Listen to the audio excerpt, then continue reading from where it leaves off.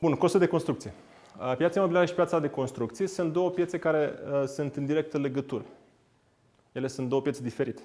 Pentru cine le confundă, piața de construcție este piața care construiește lucruri, piața imobiliară este cea care le vinde. Da? Sunt două chestii diferite. Piața de construcție implică resurse de genul zidărie, ciment, beton, fier, pompe de căldură, manoperă, tot resurse sunt, oameni. Da? Piața imobiliară înseamnă, în schimb, produsul finit. Adică apartamentul, spațiu industrial, spațiu comercial și mai departe. Ele se mână-mână. Colegul Alex, haide și tu aici. Ești obosit după atâta drum? Te rog, vă rog să mă aplaudați pe Alex, să vină și el. Haide, Alex, vină-te. Alex, te rog. Da.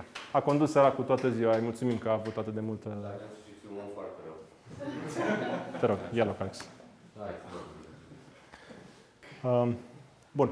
Costele de construcție care țin de piața de construcții, care este în directă legătură cu piața imobiliară, pe termen mediu și lung, din nou, merg pe aceeași traiectorie în sus. Aici, din fericire, există și momente în care poate să meargă în jos, pentru că funcționează pe principiul cerere-ofertă. Dacă ai, și piața imobiliară funcționează la fel, numai că acolo este mai monopolistă. În cazul pieței de construcții, fier poți să găsești și în Ucraina, și în România, și în Rusia, și în Georgia, și în Israel în același timp. Da? Apartamentul din Pipera cu vedere către Parcul Herăstrău sau către altceva, îl găsești doar în Pipera, în vedere în Parcul Herăstrău, nu găsești în Taiwan. Ok?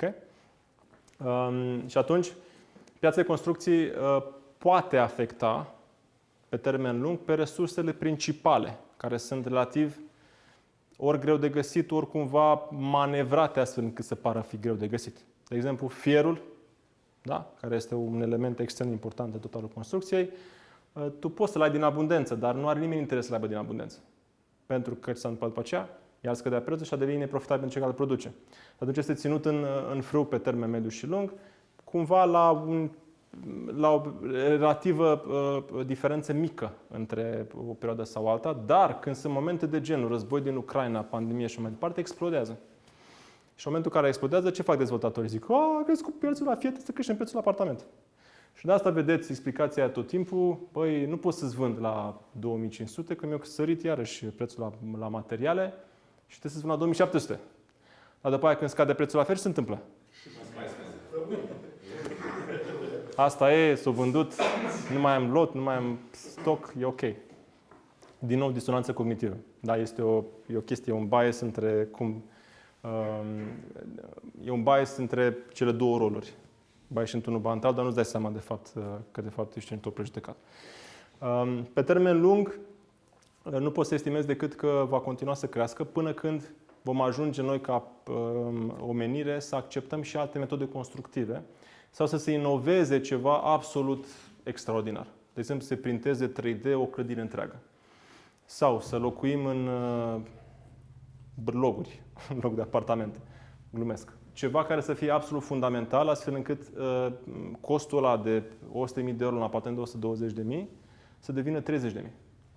Dacă devine 30.000 de euro, fiți siguri că mâna lui Dumnezeu din graficul economiei în general o să turtească profitul ăla până să ajungă să coste 50.000 de euro, ca să nu o să mă coste 120.000. Ok? Deci tot concurența e driverul principal în final, dar cât timp marja devine extrem de mare. Când ai marjă 20-30%, cam cum e pe la dezvoltatori acum, sau 40% maxim, nu prea. Vor ține de preț tot timpul cu dinții. Ok? Cred că în China s-a făcut primul bloc din piesă. Nu neapărat 3D, dar blocuri de-astea puse una peste alta, ca în Lego. Da. Da. Da. Și acum dărâmă din ele, că sunt prea multe rămase neocupate. Din păcate. Asta e. Acolo e altă problemă. Piața chiriilor. În general, în Europa avem o medie cam între 3 și 7% randament net pe închiriere. Nu cred că trebuie să explic randamentul net, pentru că siguranța îl stăpâniți foarte bine. Dar ce este interesant este că dacă chiriile scad și prețurile nu scad, este pentru că prețurile sunt ținute de ceilalți piloni sau din nou de acel bias, acea disonanță cognitivă. Da? Adică nu vă așteptați că dacă ați scăzut chiriile, sigur vă scade și prețurile. Ce obțin nu imediat. Se poate întâmpla. Dar în mai puține cazuri și nu imediat. Se întâmplă în timp. Piața chiriilor este în România mai puțin dezvoltată. Probabil știți că suntem în Europa, cel puțin după cifrele oficiale, și cred că chiar în lume, țara cu cei mai mulți proprietari în propriile locuințe. Eu cred că nu e chiar așa, pentru că sunt și multe contracte mai mult sau mai puțin la vedere, sau contracte mai mult sau mai puțin lipsă. Dar, până la urmă, dacă e să compari același indicator pe fiecare țară în parte, oricum am fi deasupra tot ceva, probabil că și în alte țări, precum Polonia sau Slovacia sau Ungaria, mai sunt proprietari care nu declară. În Germania probabil că nu se întâmplă lucrul ăsta pentru că e foarte bine reglementată piața. Dar aici, în jumătatea estică a Europei, cu siguranță mai avem asta situație. Dacă ar fi să ținem pe termen lung acest grafic, să vedem ownership rate unde se duce, probabil că și România va scădea oricum. Adică ne așteptăm pe măsură ce prețurile o să crească, să fie tot mai mulți oameni care o să meargă către chirie, mai mult sau mai puțin, nu știu dacă trist e cuvântul bun, dar cel puțin nu e neapărat pozitiv. Eu consider că capitalul pe care ți-l pui în propria locuință are potențial de creștere enorm pe termen lung și atunci trebuie privit tot ca pe o investiție. Există debate-ul ăla, știți, nu? Dacă casa poate fi pusă ca activ, 100% poate fi pusă ca activ, numai că trebuie să o privești în felul ăsta. Cred că și spun asta în cursul cu Bogdan Din. Atașează o chirie pe care tu oricum ai plătit-o dacă n-ai avea propriul tău bun. Deci dacă tu oricum ești în apartament, zice că a fost 100.000 de euro, tu nu mai plătești tehnic chirie, da? Pentru că e apartamentul tău. Dar tu în calculele tale, dacă vrei să-ți faci un portfolio manager corect, puneți ca și cum ți-ai plătit singur chirie. Cât îmi plătesc chirie? 500 de euro. Ok. Îmi pun acolo 500 de euro. Și dacă dau rată la bancă 300 de euro, înseamnă că am făcut profit brut, înainte de taxe, 200 de euro. Deci sunt un foarte bun investitor. Sună bine. Ei, bravo, Daniel. E sănătos să o gândiți așa, pentru că altfel o să cădeți în debate-ul ăsta. Grant Cardone spune că nu vindeți casa imediat, nu ține, investește bani. Altul spune, nu, casa e foarte bună, ține pentru tine. Pe cine să crezi? Că și Grant Cardone nu e chiar fraier, chiar dacă e, mai mult sau mai puțin plăcut sau deplăcut. Da? Are câteva chestii bune pe care le spun. Ok? Asta e soluția. Gândiți efectiv locuirea ca având un cost. Oriunde ați locui, în propria voastră casă sau în casa altcuiva pe care o închiriați. Și atunci începe să devină activ de investiții. Te rog, Vlad. La casa pe care o țin mai este un lucru foarte important pe care l-am menționat și anume costul mobilierului, costul întreținerii, costul electrocasnicelor care practic nu intră în prețul de rată. Și care dacă ai locuit într-o chirie, l-ai avea în chiria lunară. Mă rog, putem intra în detalii. E important și lucrul ăsta. Putem intra și în detaliul ăsta. Totuși, eu când privesc investiția asta imobiliară, o privesc, pentru tine personal, privesc ca total investiție efectivă. Adică pun în calcul și mobila oricum. Adică apartamentul e 100.000 de euro, dar cuprinde deja și 10.000 de euro de mobile. Cam așa o văd. Dacă îl iei ca asset al tău. Inclusiv când ți pui într-un manager de portofoliu investițional, trebuie să-ți pui toată investiția, incluzând și mobila, pentru că ea are sens în total investiție, că altfel n-ar putea fi închiriabil. Da? În România se închiriază preponderent mobilat. În vestul Europei se închiriază gol, doar pereți și atât. Și atunci am exact. E foarte bine că spui asta. Datorită faptului că piața e mai matură pe închiriere. Și oamenii s-au obișnuit să fie chiriași. Și atunci își mută mobila de colo-colo. Dar în România nu, pentru că e foarte la început. Da? Și ultimul pilon este indicele puterii de cumpărare. Îl numim noi, de fapt, se mai găsește și sub forma de affordability index, indicele de accesibilitate. Se calculează simplu, drept prețul mediu pe metru pătrat, pe zonă, oraș sau țară sau Europa, împărțit la salariul mediu pe economie, pe zonă, oraș, țară sau Europa. Da? Și începi să vezi după aia niște trenduri. De exemplu, conform ultimului studiu de concept, indicele puterii de cumpărare în România a scăzut în 2023, T2. În mod foarte ironic. De vreo 10 ani tot scade. Și totuși, percepția aproape globală este că prețurile sunt foarte mari. Comparând la prețul euro pe metru pătrat. Cine are dreptate? Răspunsul e da. toată lumea are dreptate. Depinde la care capăt te afli. Prețul La e capătul mai care mult, cumperi mai scumpe. sau la capătul care vinzi. Prețul este mai mare în cifre absolute, dacă o privești din punct de vedere ownership. Dacă mai departe ajustezi cu inflația sau cu salariul mediu net, cum de exemplu acest grafic, este un grafic de evoluție a prețurilor ajustate cu salariul mediu net. Pe România, cred. Da? Da, pe România. Iată cum din 2014 până astăzi a fost mai mult pe negativ. Asta înseamnă că salariul mediu net a crescut mai mult decât au crescut prețurile la imobiliare. Ai spune acum, păi da, că ai luat doar din 2014 încoace. Păi dacă de unde vrei să iau? Din 2000 n-am date. Din 2008 dacă iau e neconcludent, pentru că am prins fix vârful pieței imobiliare de atunci. Și crescut oricum cu 40% an la an. O să ajungă și aici, la noi, peste câțiva ani, să ajungă acolo la același nivel de adăugată. Relevant este pe ultimii 10 ani. Real, noi, românii, pe medie, câștigăm mai bine decât au crescut prețurile imobiliare între timp. Lucru care este extrem de greu de acceptat, pentru că vorbim de bunuri cu valoare foarte mare. Dacă vorbeam despre au crescut prețurile la Znex-uri, nu știu de ce dau mereu exemplu cu Znex-urile, n-am niciun principiu neapărat în spate, nu ți-ai dat seama că un Znex costa acum 10 ani 2 lei și acum costă 4 lei. Te interesează așa, nu, e un Znex. Le-ai băgat în coș și ai plecat cu el. Bagă un apartament de 100.000 de euro, care era 50.000 acum 10 ani. Nu prea poți face asta, pentru că nu poți să-l bagi într-un coș de altă. Ok? Cred că este un grafic care ar trebui scos mai mult în evidență. E foarte puțin vorbesc pe el. Noi am decis să-l punem în grafic în studiul nostru trimestrial. Urmează chiar acum vreo săptămână, 2 să scoatem pe ultimul trimestru. Și asta spune foarte multe. Noi, în România, câștigăm mult mai bine decât câștigam acum 10 ani și acum 20 de ani. Te rog. Ca și exemplu, să zicem anul 2014, un apartament a valorat 100.000 de euro, care din cauza fluctuației acum are valorat tot 100.000 de euro.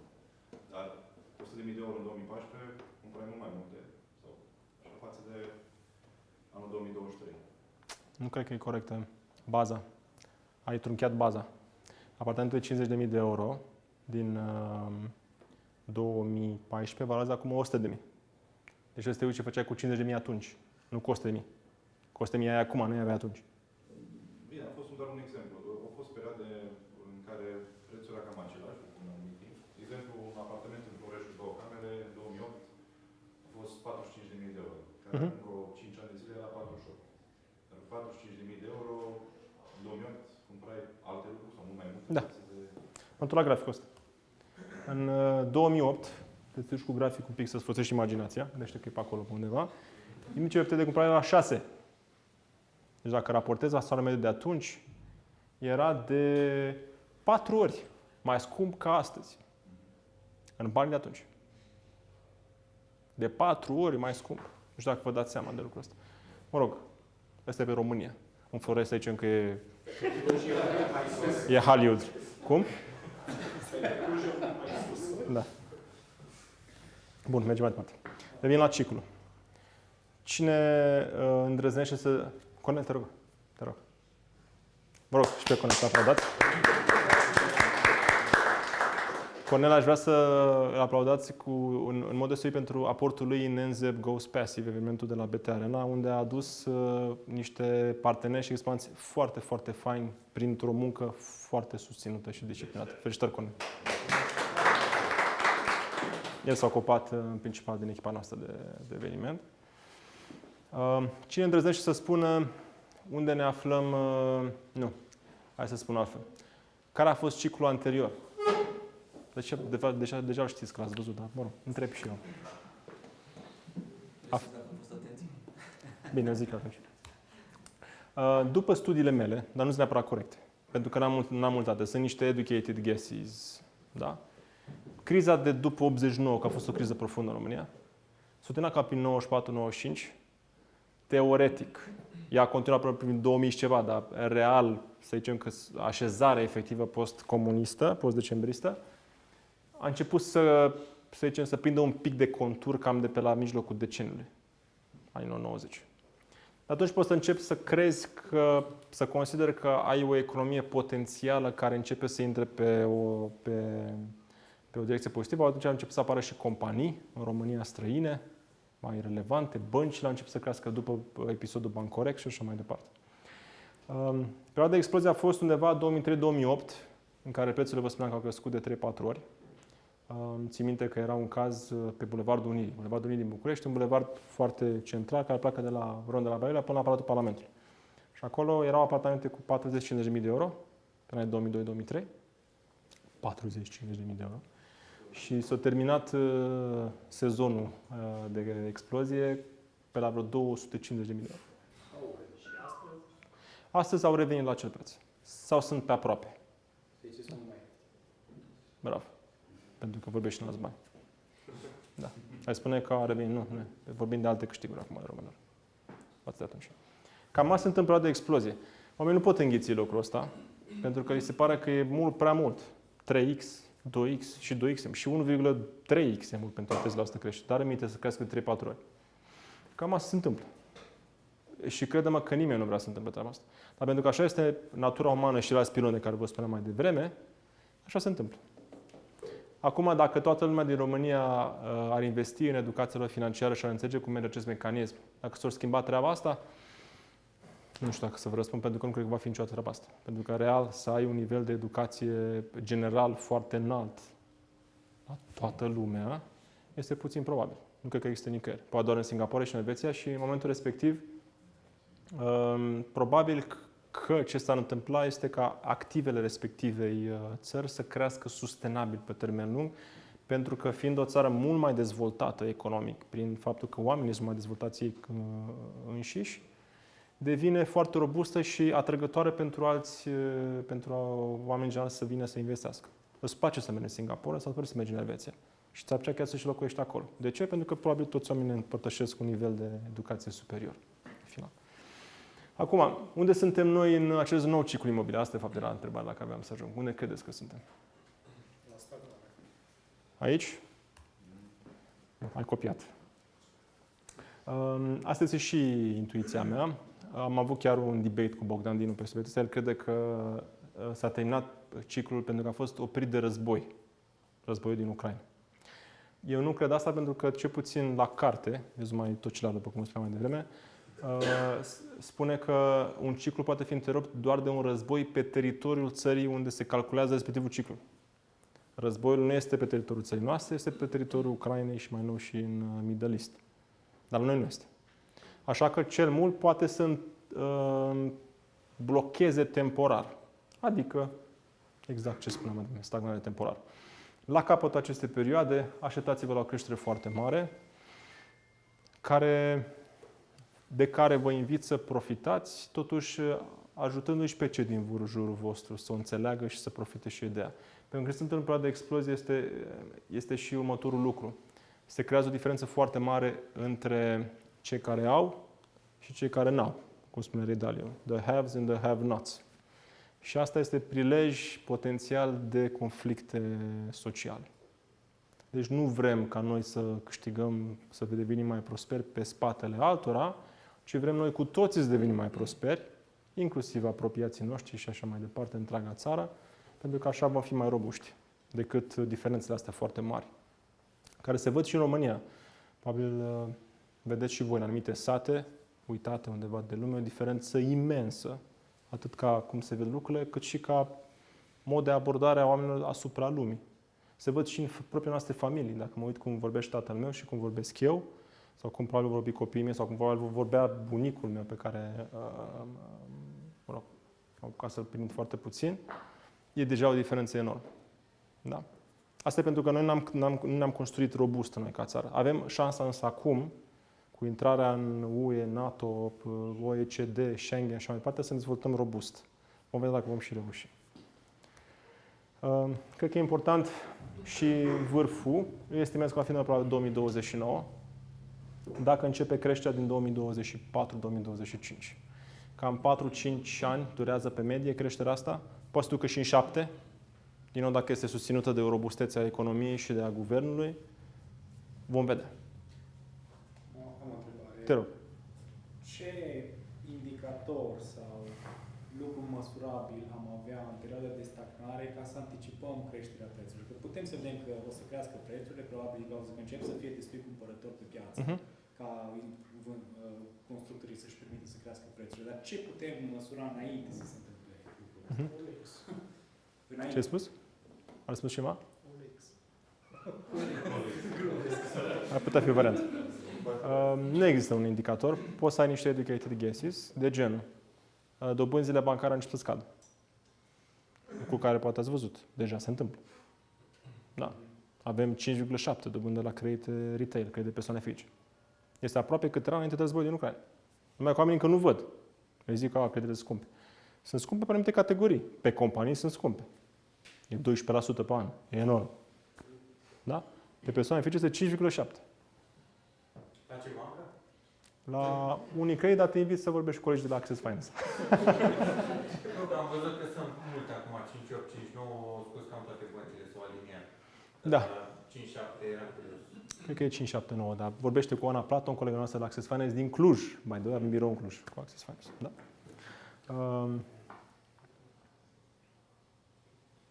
Care a întrebarea, scuză-mă? Care, alți indicatori, da? Dobânzile sunt primele. Mai există acest grafic, dar din păcate nu avem date la nivel de România. Este ciclul fizic suprapus peste ciclul economic. Este extrem de complicat și nu o să vreau să vă bulversez. O să vă zic doar pe scurt, așa cum am înțeles și eu. E în felul ăsta.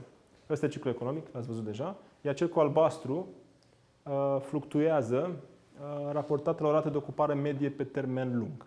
Ceea ce înseamnă că tu poți să te gândești pe Cluj că dacă ai un total de proprietăți 100.000,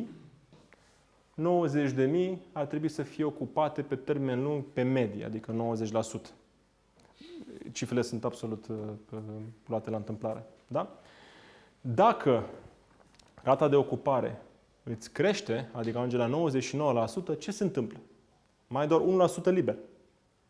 Cereranța este mare, pentru că de regulă se numește să fie treaba asta și pe un puseu de creștere economică. Și oamenii au mai mulți bani și vor să-și crească stilul de viață și vor să-și cumpere apartamente, nu vor să mai stea cu mama, nu vor să mai stea cu tata și mai departe.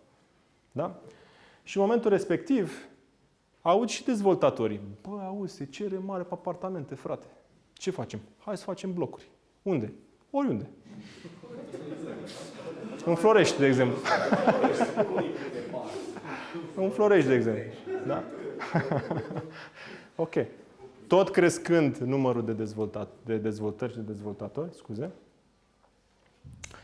la un moment dat începe să scadă rata de ocupare a stocurilor, evident, pentru că sunt mai multe apartamente decât erau înainte, pentru că au venit mulți dezvoltatori să le construiască. Da? Partea care dă, de fapt, ciclicitatea, că în esență nu e nimic rău în a valorifica oportunități de piață. Bravo lor! Da? Și noi investim în companii de dezvoltare și bravo lor că există astfel de companii. Da? Situația este că în momentul în care tu te hotărâi să construiești până este gata imobilul tău, durează vreo 3 ani. Și dacă te prinde cumva pe aici, când deja, de să construiești deja când rata medie, deci practic rata de ocupare a stocurilor a scăzut, deci practic sunt mai multe unități disponibile pe piață decât erau înainte și tu mai ai încă 3 ani până termin blocul tău sau blocurile tale și în continuare rata scade, vei deveni mai des mai târziu nesustenabil și acolo se întâmplă faliment. Asta este vârful ciclului anterior. Da? Deci dacă vrei să te mai uiți la un indicator, ai putea să te uiți la rata de ocupare a stocurilor dacă pe Cluj vă este prezentată direct. Și vă uitați istoric și vedeți, bă, cam cât a fost. Și dacă vezi niște fluctuații importante, îți poți da seama, corelând cele două cicluri, cam pe unde ești. Clujul e tot aici. Pentru cine crede că Clujul este supraevaluat, nu este. Clujul poate să crească foarte mult mai departe. Asta cred că e veste bună pentru voi. Cine credea că Clujul este supraevaluat. Da. Clujul e un oraș foarte robust și real are potențial enorm, pentru că mă mai uit la alți piloni. Piloni de creșterea infrastructurii. La pachet cu Bucureștiul și cu Oradea, și parțial și cu Brașovul, sunt orașele în care se investește cel mai mult în infrastructura efectivă de transport, facilități și mai departe. Și asta duce în sus atractivitatea orașului și economia lui. Și face pe oameni să vrea să locuiască acolo. Voi v-ați gândit să plecați din Cluj, de exemplu? În România? Corect. Clujul e Frunza. Clujul e Frunza. Nu exagerăm. Încă așteptăm centura aia de zile. Și în București la fel, nu te stresa, da? Bun. Uite la chestiile astea. Eu merg pe feeling. Au feeling. Te rog. Un alt indicator ar putea fi și universitățile. În ce sens? Uite, acum 10 ani când m-am înscris la Politehnică, erau cam 200 de locuri la secția respectivă, acum sunt vreo 800. Și de obicei, Și spui- cine vine la facultate, cam și rămâne. Și ăsta ar fi indicator pentru ce? Că urmează perioada de explozie? Da. Să atrage De obicei sunt care cumpără apartamente pentru copiilor pentru Se vede în 5 data de 10 ani. ocupare. Sunt prea puțin 200 sau 600 de oameni în plus la un oraș de 500.000 de locuitori.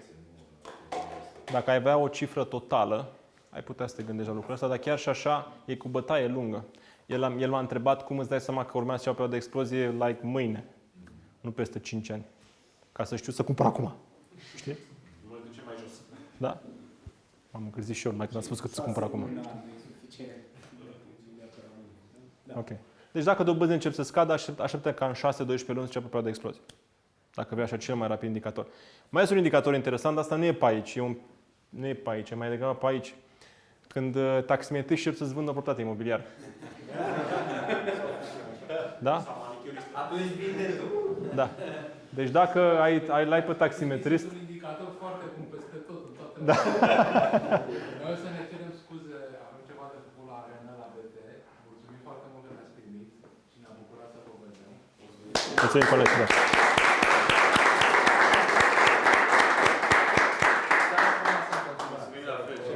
Succes în organizare. Succes în organizare.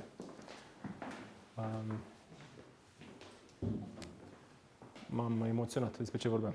Că e indicator undeva acolo. Așa, da. Sunt taximetriștii sau cu afezele. Deci dacă începeți să vedeți în jurul vostru, like, zilnic, situații absolut, niște colazi din astea absolut fără sens în alte contexte economice, să vă așteptați că suntem deja în a doua jumătate a ciclului de explozie. Da? Acum cam greu să construiesc scumpe terenurile, nu mai ești mai Nu, dar poate au un apartament. Dacă am moștenit. Poate au un loc de parcare. Găsesc ceva. Să vedem. Sau mai sunt indicatori mai serios, nu mai e la fel de zone taximetriști. Care este fluxul logistic în jurul orașelor? Adică câte camioane, câte șantiere se fac și așa mai departe. Dacă vedeți mai multe macale decât ați văzut în viața voastră, sunt două situații. Ori Clujul e fenomenal economic și lucrurile merg foarte bine și bravo lui, cum e Dubai, de exemplu, fie suntem într-o bulă.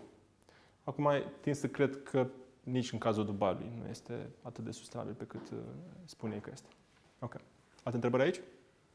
Mai am Vlad, te rog. o practică, am auzit, eu n-am pățit pentru că n-am încredere în chestia asta, în care dezvoltatorii cer un anumit preț, dar dacă le dai un cash, fără facturi și alte astea, după aia îi scad prețul la imobiliare. Și am auzit practica asta și știu persoane care au fost de acord să dea 40-50 de euro cash și să declare în acte, nu știu cât, 100.000 de euro, iar dezvoltatorul a păstrat banii cash, cumva făcându-și și depozitele să nu ajungă într-o astfel de situație în care... Și care ar fi legătura cu ciclul? Cât de tare ar fi afectat? Poate un dezvoltator n-ar fi așa afectat, că stă pe cash, face... Și știu că mai am alți constructori în familie care ei construiesc numai pe cash, nu mai fac credite la bancă și nu se bag pentru construcție până nu știu că pot să fac Tu te referi la cash dat pe sub factură sau cash pe factură? cash pe factură. Ok, că am înțeles așa cumva că și-a pus unele. Așa, au fost două exemple. Nu, asta cu cash-ul deoparte nu prea mai există.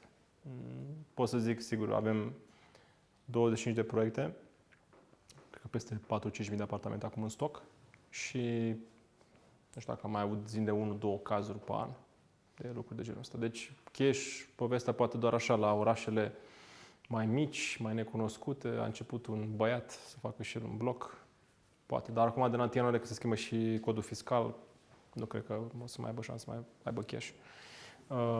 Deoparte. Cash-ul pe factură, în schimb, că sunt mulți români care cumpără cash, asta e realitate și o să mai stea cu noi o perioadă.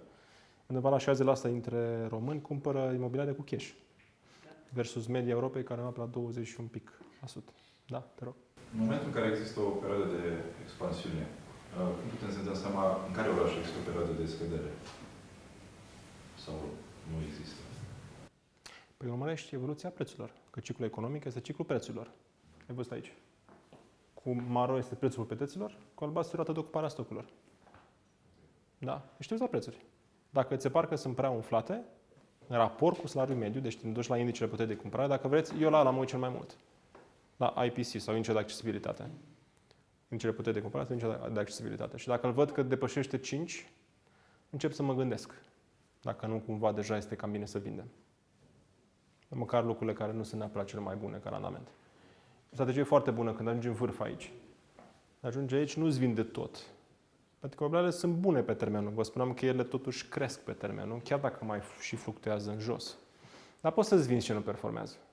Pentru că ai și cumpărători aici, e foarte mare rezervă. Aici, gândește că chiar dacă a început să scadă rata de ocupare, încă e mai înaltă decât media, deci încă există o penurie, e un lips de unități în piață. Deci acolo tu ai clienții pentru asta. Dacă stai prea mult și ajungi sub, o să-ți mai scadă. Ok? Deci prețul și stocul. Asta este graficul care îți arată ciclicitatea. Mai departe, dacă vrei să vezi, să poți să ai așa o analiză ca pentru tine, uite-te pe ăsta. Și ia-l istoric. Eu nu l-am din 2008, că nu l-am pus, că nu mai avea loc aici, dar dacă l-am fi avut din 2008, arăta exact așa. Exact cum și cu imobiliar. Da? Deci ele sunt oarecum corelate. Numai că nu folosesc pe ăsta ca bază, pentru că vedeți că e și foarte misleading. El tot scade. Dar acesta la nivel de țară. Mă gândeam la nivel de oraș. La nivel de oraș, de exemplu, București e mai jos. E la 1,3 sau 1,25, ceva genul ăsta. Este extrem de accesibil. Cluj un pic mai sus, nu cu mult. Pe la 2, cred. Oricum e bine, Cluj. Gândiți-vă că în 2008 era 6, vă spun, 5, ceva spre 6. Asta înseamnă că și Cluj, dacă acum e la 2, mai are șansă mai să ce puțin dubleze, dacă nu chiar tripleze. Și dacă vă uitați la țele de mai la vest de noi, unde mai găsiți în München, de exemplu? Apartamente cu, nu știu câte medii acum în Cluj, 2300 de euro. Nu mai găsiți. Media e 10.000 acum în München. E întâmplător? Nu. E mai sus media de 2300 în Cluj, cred. Nu, cred că pe aici. Nici la periferie nu găsiți chiar așa. Mă rog, e o altă discuție asta. Da. Bun, merg mai departe ca să nu ne ținem până la noapte. Eu îmi pun întrebarea asta. În acest context, cum să-ți alegi corect imobiliarele și la ce lucruri să te uiți? Adică care sunt chestiile care bat negura timpului. Adică poți să te uiți pe termen lung, să spui, dacă fac lucrurile astea acum, am șanse mari ca peste X timp, X decenii, să fi făcut alegerea corectă. Și sunt câteva. Sunt două, mai exact. Sunt locul și momentul. Investim la locul potrivit înaintea momentului potrivit. Asta este cazul ideal cu randament maxim. Poți însă, uitându-te pe ciclu, să ai strategii și pe durata perioadei de explozie în care poți beneficia de randamente bune, chiar dacă deja ai pierdut trenul cumva, aparent. Când să aștepți încă 18 ani ca să ajungi în acea situație, poți să continui să investești. Da? Mergând pe diverse strategii. Le enunț în cursul cu Bogdan, dacă vreți să-l urmăriți, dacă l-ați văzut. Cine l-a cumpărat, by the way? De aici. E ok. Acolo găsiți, cred că, 15 capitole cu diverse strategii de investiții în imobiliare. Nu e numai una, flipping și atât, sau renting și atât, ci sunt multe altele pe care puteți să mergeți. Și degeaba aștept să se schimbe ciclul, pentru că ciclul nou va începe întotdeauna mai sus decât Da, precedentul. exact. Pentru că sunt mai mulți bani în economie, de fapt. Ăsta este principalul lucru. Ray Dalio spune foarte bine treaba asta în ultima lui carte, sau penultima lui carte, se numește How to Deal with a Changing World Order. Cum să deal, cum să lucrezi, cum să whatever, ați înțeles, într-o lume în schimbare. Ținând cont de câte tensiuni sunt, ban Taiwan, ban Ucraina, ban Middle East și așa mai departe. Ok? Și explică foarte fain la începutul cărții, e o carte extraordinară, de ce mai bună ca la niște până acum, că oricât de mult faci strategii și gândești în funcție de tot felul de indici, este un singur care cu adevărat contează, care dă creștere activelor pe termen lung. Faptul că sunt mai mulți bani în economie. E atât de simplu. Iar oamenii în general și societatea în general nu reușesc să fie atât de productive încât să înmagazineze cu detaliu chirurgical banii care intră în economie, care să nu fie printați, fie, aduși temporar pe anumite industrie și așa mai departe. Bun. Dacă avem două lucruri esențiale, locația și momentul, să luăm pe rând. Locația. Primul rând, luați zone cu potențial de creștere economică solid. E cel mai important lucru. Dacă luați un oraș care nu mai are economie, șansele să crească în următoarea perioadă sunt destul de scăzute, că nu e atractiv pentru investitori sau pentru antreprenori sau pentru companii în general. Asta înseamnă că nu va genera locuri de muncă, asta înseamnă că oamenii nu au de ce să stea acolo. Pentru că trebuie să se hrănească, trebuie să facă ceva. Dacă, în schimb, sunt foarte tech-savvy și poate să lucrezi de acasă și mai departe, poate să renască orașul, dacă gândiți-vă cât timp ia. Adică inginerii IT stau în locurile în care sunt și alți ingineri IT, care de regulă unde sunt? În orașele care au nevoie de ingineri IT, cum e Clujul, de exemplu. Ok? Normal. Adică e puțin probabil să găsim în Onești. Sper să nu fie nimeni din Onești. Da? Tu de unde ești, colegul? Onești a fost odată un mare centru industrial al României. Rafo, Onești. Nu mai este. E atractiv acum? Eu cred că nu, dar puteți să vă ce să studiați. Mi se pare că e un oraș părăsit. Ok, potențial să crească enorm. Pentru că dacă te uiți la autostrada care o să lege Bucureștiul de Siret și de Ucraina, Oneștiul se întâmplă să fie pe acolo, pe aproape, pe undeva. Știi? Însă până să ajungă să beneficiați această creștere, mai sunt niște ani.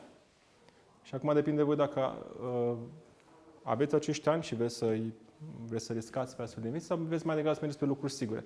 Cam așa gândesc toți investitorii și șansele ca să ajungă mulți dintre voi să ducă în Onești de mâine, doar pentru că l-am menționat eu astăzi, sunt destul de mici. Da? Dar asta nu înseamnă că Oneștiul nu poate să prindă, nu știu, un super primar, un super administrator de oraș, super fonduri europene, să se lege cu o bretea, chiar se întâmplă lucrul ăsta, cu o bretea de acces din viitoarea A7, București-Siret, știi, și cum a făcut Ciugudu, da, bravo, și să crească. Se poate întâmpla. De văzut. Bun.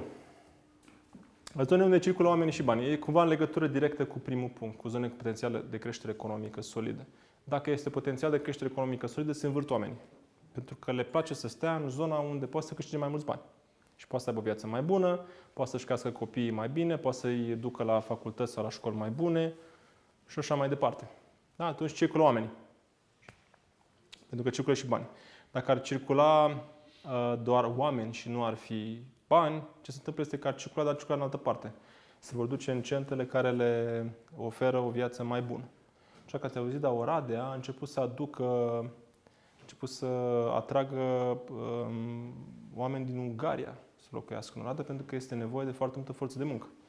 Asta arată deja, asta e un indicator interesant pentru ce mă întrebam mai devreme, asta arată un potențial enorm pe termen lung al orașului. Dacă deja reușește să atragă populație din afara tradiționalei Românii sau tradiționalului Bana sau Crișana, cum este acolo. Ok? Am o întrebare. Te rog. Eu am studiat o perioadă în Oradea pentru că am vrut să cumpăr acolo și când am calculat rata cu chiria era mai joasă decât rata. Atunci ce faci? Mai faci investiția că nu ești tot perfect. Păi ai mixat strategiile. Ai strategie de renting, care merge bine în orașele care au nevoie de renting, acum, imediat. Sau poți să te gândești o strategie pe termen lung. Bă, orașul crește. De ce? A început să atragă populații din Ungaria. A adus cea mai mare investiție din sud-estul Europei, Nokian Tires, 1 miliard de euro în 2 faze. Și asta o să aducă o creștere magistrală de imagine, de salarii și mai departe acolo. Infrastructura se dezvoltă. Deci un oraș care probabil proiectat peste 50 ani o să arate foarte bine. Adică nu e un pariu ca Oneștiu, că poate o să iasă ceva. Ori se vede că se întâmplă deja. Dar trebuie să te gândești pe ce strategie să mergi. Dacă vrei renting, du-te la Constanța. Că tot vorbeam de Constanța. Că acolo ai cel mai mare randament pe rent din România. Dacă, în schimb, vrei un mix între ele, atunci ți-a să calcule mai ok. Aici cred că puțin artizanul celui care a ridicat Oradea este fostul primar Bolojan, Da. care a trecut acum la Consiliul Județean și ridică și băile Felix, de exemplu. Da. Cine a fost. Contează mult cine este la conducerea orașului în Da. final.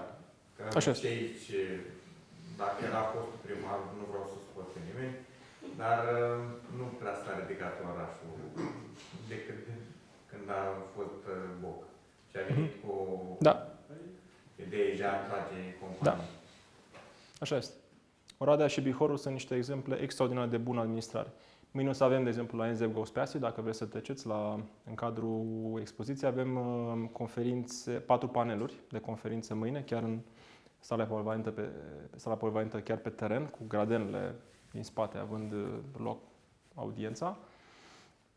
Pe Alina Silaghi, care este mâna dreaptă a lui Bolojan, care a fost artizana aducerii unui Nokian Tires în România. Ea este cea care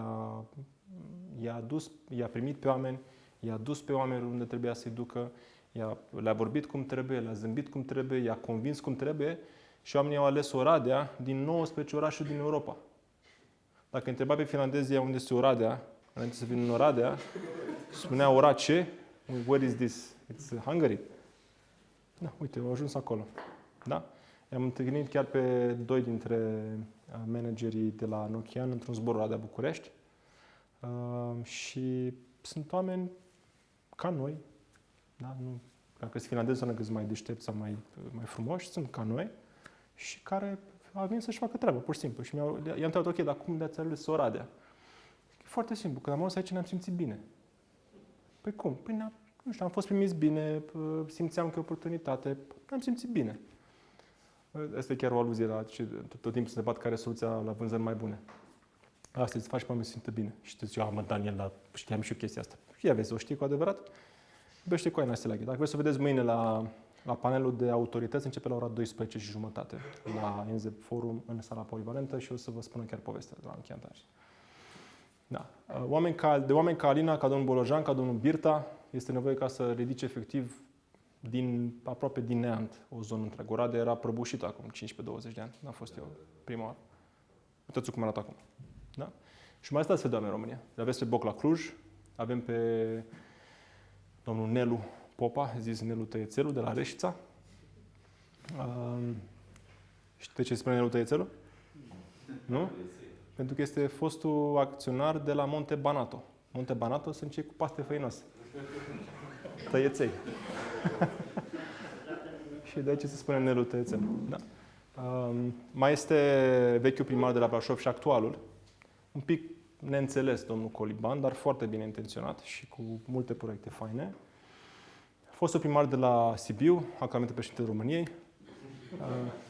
Negoiță la sectorul 3. Negoița la sectorul 3, trebuia să mergi de București ceva, nu găseam. Mersi, Alex, m-ai ajutat. Da. Negoița face treabă foarte mult în București, deși are și antecedente, să zicem, mai mult sau mai puțin obscure. Întorcând la locație, alte lucruri esențiale. Un alt lucru esențial este infrastructura. Cât de bine se dezvoltă. Și aici nu mă refer doar la transport, că lumea când spune infrastructură se referă la transport, la autostrăzi, trenuri și aeroporturi și eventual metro. Nu, mă refer la infrastructura pentru locuire în general. Transportul e doar una dintre bucăți. Ai școlile, ai parcurile, ai spitalele și așa mai departe. Zone de business pentru companii. Ok? Și este ideal, dacă vrei să scoți randament maxim, să cumperi în zone care urmează să vină infrastructura și tu vei beneficia de ea. De exemplu, e bine să investești în Cluj pentru că să aibă și metrou, și centura metropolitană, și tren, și toate astea. Mai să ai răbdare. Da.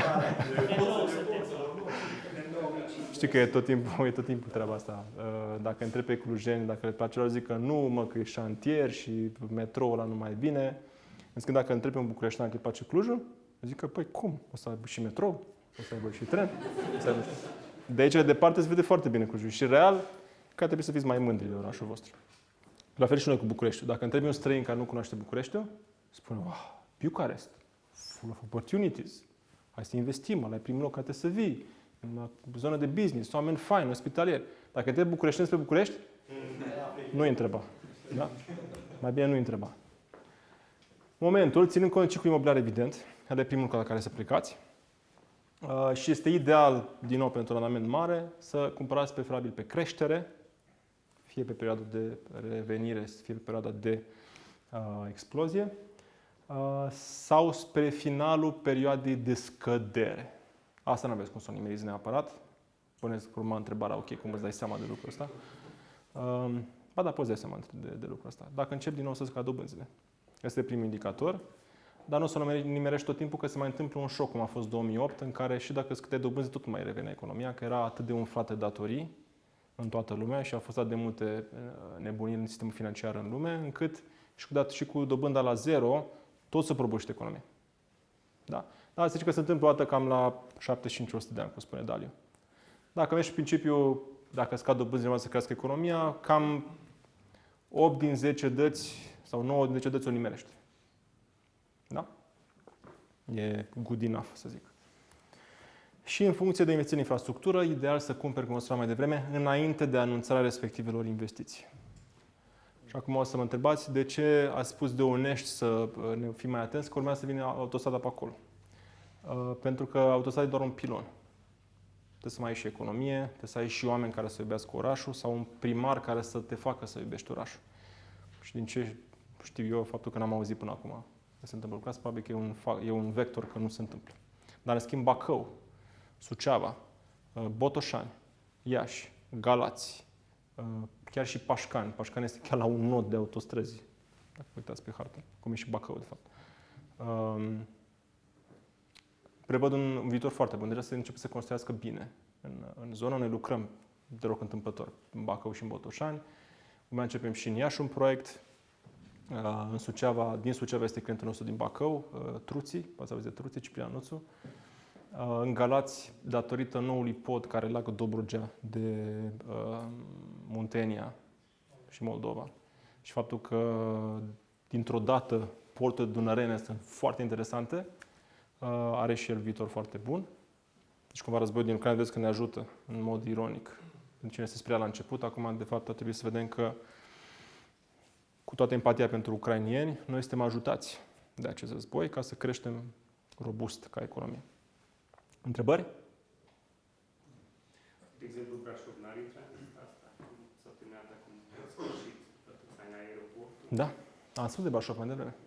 Am spus Oradea, Cluj, Sibiu, Brașov și zona Alba-Sebeș. Pentru că e o zonă economică foarte puternică și deloc întâmplător, o să vă arăt harta imediat, este la nodul a doua autostrăzi foarte importante. Chiar a 3 dacă te legi și cu Târgu Mureș un pic mai la nord. Da. Am eu o întrebare legată de locație. Asta e și harta. Asta e și harta, te rog. Locația, ce înțeleg, ai vorbit mai degrabă de orașe ca locație, dar de regiuni din orașe sau porțiuni din orașe, adică probabil legat de conceptul ăla de hub. Hub de creștere, da. Ai zis că pot să fie sau cu residential aglomerate, care după ce aduc birouri sau așa, sau invers, că-s birouri. Există ceva combinație la care te gândești, care putea să fie un indicator că urmează să fie un hub nou care să se creeze într-o regiune, într-un oraș? Mai sunt toate celelalte, toți ceilalți piloni de infrastructură pentru locuire, adică școli. Da, de asta Pipera e foarte bună, pentru că are școli foarte bune. De exemplu, estul Bucureștiului are 2 școli care au cele mai bune rezultate la examene și la olimpiade. Puțin lume știe. Sunt 2 școli private, ISB și ISHB. De fapt, fac parte din același grup, International School of Bucharest. Ei sunt pe bulevardul Paladi. Chiar a fost întrebat de curând într-un webinar, cred că acum o săptămână, despre zona Paladi. Multă lume o critică că se aglomerează. Păi da, se aglomerează, dar să vă uitați de ce. Pentru că oamenii vor să locuiască acolo. E atât de simplu. Și de ce? Pentru că ai toți pilonii. Ai aglomerare, ai infrastructură, metrou, ieșire spre autostradă, plus noua centură a București în regim de autostradă. Da? Ai economie, încep să facă șcăderi de birouri, ai zonă industrială, ai școli, este Ikea, zonă de retail, bravo. Este a doua cea mai importantă zonă de retail din București, după Băneasa. Știți probabil de Băneasa Shopping City, cea mai mare. Următoarea cea mai mare este Paladi, pe locul fostei fabrici Policolor. Ați auzit de Policolor, care a fost cumpărată de un clujan, by the way, care investește acolo, de Florin Mariș de la Hexagon, împreună cu Raul Ciurtin de la Albalact. Și sunt dezvoltatorii proiectului comercial Paladi și a proiectului rezidențial Estoria City. Poate auzi de Estoria. Este al doilea cel mai mare proiect din zonă, după proiectele lui Negoiță, care se numesc Hills. Tot de aspect. Negoiță este al doilea cel mai dezvoltator din România, după Maurer, ca cifre, ca unități livrate, efectiv. Cum? Nu faceți confuzie, că nu-i primarul Negoiță, frate. E... Mersi, Alex, de completare. Și nu așa e planul? O conjunctură de facilități. Da, l-a dus în această poziție. Unde să spală pe alta, Dar pe de altă parte sunt doi oameni foarte valoroși, adică lăsăm la parte ce se vorbește despre ei. Dacă vă duceți în sectorul 3, și Alex poate să confirme. E singurul sector în București care arată cel mai bine din București. Adică când intri în sectorul 3, știi că ai intrat în sectorul 3. Bine, nu cred că poate să arate două sectoare cel mai bine, poate să arate unul cel mai bine, dar sigur pot să vă zic că arată foarte bine. Adică sectorul 3 este cam vest. Termoficarea și cu țevile acolo. Da, arată bine, dar... În zona sectorului 3, de la o zonă marginașă care nu e foarte locuită. Toți îl critică pe Nicu Șordan pe tema asta. Și eu că am luat-o, din păcate, fără să fie vina lui, pentru că e o moștenie pe care a primit-o. Și nu se poate rezolva așa de... Și nu se... Exact. Da, dar a început cu poate în jos. Dacă lași cu 3 gai la interior, după aia tot o să dă în mine. E un debate politic deja. În București nu prea iubesc pe Nicu Șordan, ce puțin cei din imobiliare, pentru că l-au oprit puzurile. Dar, per total, ai putea spune că ideile lui nu sunt proaste. De exemplu, a început să rezolve problema parcărilor din București. A început să în aproape toate zonele centrale să plătești pentru parcare. Lucru care, de când îl așteptam. Pentru că orașul ăsta este absolut aglomerat. E poluat până în pânzele albe. De ce? Pentru că sunt prea multe mașini. De ce? Pentru că e ieftin să le conduci. Dacă ar fi scump să le conduci, oamenii s-ar urca în metrou, când au de ales. E atât de simplu. Știi? Evident că e o chestie nepopulară. Și atunci nu poate implementa. Nu firea, care trebuie să fie populară, ci unul ca Nicu Șordan, care e matematic, care le știe doar pe a lui și închide ușa când duce la primărie și n-aude nimic. Chiar așa este. Povești reale din interior. Bun, revin la hartă. Asta e harta pro-infrastructură, poate auzit de această organizație. Este o organizație din România, sau una dintre ele, care verifică în timp real ce fac guvernanții noștri cu banii noștri când vine vorba de infrastructură. Și se duc pe A7 și zic, în zona Bacăului am ajuns la stadiu X, ia să vedem, așa este? Da, iată, s-au montat nu știu ce, s-au făcut nu știu ce. Și vezi videouri. Uneori îi aplaudă, alteori îi critică pe cei care construiesc. Sau pe autoritățile care au dat contractele. E foarte interesantă abordarea, este destul de echilibrată. Adică nu poți să spui că eu sunt ăștia care se duc și dau la ficat tot timpul și nici nu sunt ceilalți care zic, bravo, domnule, ați făcut foarte bine. Nu, frate, e real. De asta și mă uit la ei și harta asta, dacă vreți să credeți, o am deschisă în timp real, că se actualizează tot timpul, la mine pe tabletă pe care mă uit în fiecare zi. Acum nu mă uit pe acest sheet în fiecare zi, această hartă în fiecare zi, dar o am acolo să pot accesa oricând vreau. De ce? Pentru că știu cât de important e pentru ceea ce fac eu.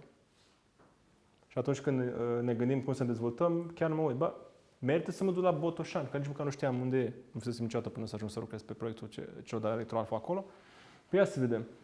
A7 pleacă de pe autostrada București-Ploiești, o să ajungă sigur Buzău-Bacău până la finalul anului viitor. Bacău e aici, păi până la Botoșani mai e puțin. Și Bașca să află după că de fapt aeroportul Suceava nu este aeroport Suceava, de fapt este aeroportul Suceava-Botoșani, pentru că este fix la jumătate între ele. E aparent ceva mic, dar nu e deloc mic. Doar norocul și Ștefan ce Mare l-a dus pe Suceava în fața lui Botoșani. Ok? Dar real, asta ar trebui să spui un fel de Boston-Washington. Chiar colegul nostru, Sorin Blaga, tu știa că se spune Botoșani lui Boston. Da. Cum? E un banc Botoșani, să nu spun. Te rog. Se duce fata la mama și zice, mamă, vreau să-mi fac și un tatuaj. Bine, dar măcar că știu într-un loc unde să nu se vadă. Atunci mă duc la Botoșani. Bun. Poate și doar voi, da? Să vă uitați la mine pe canal, pe YouTube. Am un podcast făcut cu Gheorghe Ciubotaru. Gheorghe Ciubotaru este mastermind din spatele companiei Electroalfa. Este cel mai mare producător de grupuri electrogene din România. Acum o să mă întrebați ce sunt alea. Chestii electrice. Da? Chestii care sunt folosite în general în construcții, în hub-uri de-astea electrice în care se distribuie energia și așa mai departe. Și exportă enorm de mult în Europa și în lume. Și sunt din Botoșani. Ca să vezi, începută compania în 92, este un domn extrem de zmerit și carismatic în același timp și care își iubește orașul și își iubește patria. Este un exemplu pentru noi toți. Real. Adică de un ciubotar ar fi nevoie și în Onești. Uite aici Onești, lângă Bacău. Nu știu dacă o să aibă norocul să aibă așa de repede. Și cu astfel de lider local se naște în oraș. Cum a fost Bolojan, sau se renaște în oraș. Cum a fost Bolojan la Oradea, cum e Boc la Cluj, cum a fost Iohannis la Sibiu, cum a fost Scripcaru la Brașov și așa mai departe. Da. Onești întâmplător chiar îl are pe Vuza, din complex. Nu știu dacă lumea știe că e din Onești.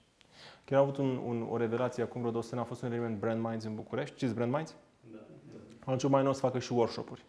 Nu numai acel mare Brand Minds o dată pe an, și fac și în diverse orașe, cred că și în Cluj o să fie. Au fost deja. Workshop-uri cu diversi profesori sau antreprenori sau așa mai departe.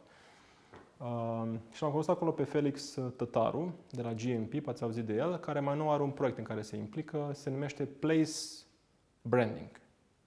Și zic, ok, ce înseamnă? Păi simplu, înseamnă brandingul locului. Ok, asta puteam să dau și eu seama. Mai concret ce înseamnă?